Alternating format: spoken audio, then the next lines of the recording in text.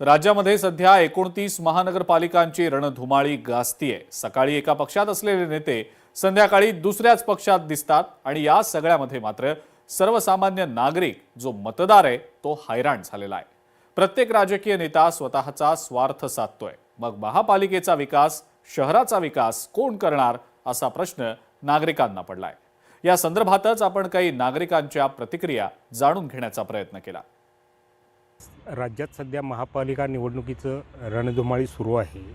या कालावधीत सकाळी एका ठिकाणी असणारे संध्याकाळी एका पक्षात जात आहेत आणि राजकीय नेते मंडळी या कार्यकर्त्यांच्या स्वार्थापोटी किंवा स्वतःच्या स्वार्थापोटी, राजकीय स्वार्थापोटी याला मूक संमती देत आहेत। या गदारोळामध्ये महापालिकेतील जे प्रश्न आहेत, मूलभूत प्रश्न आहेत, त्यावर विचार करायला कुठल्याही राजकीय नेत्याला वेळ मिळत नाही किंवा लक्ष द्यावं असं वाटत नाही।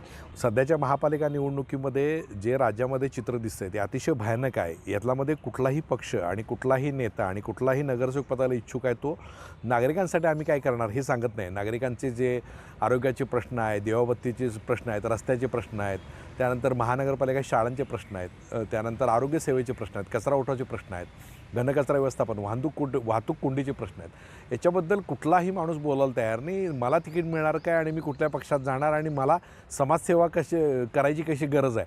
म्हणजे समाजसेवा करण्याच्या आणि नगरसेवक करण्याचं हे ॲक्च्युली नगरसेवक होण्याच्या तयार येत आहेत का? नगराची सेवा करायची आहे का स्वतःच्या घराण्याची सेवा करायची आहे?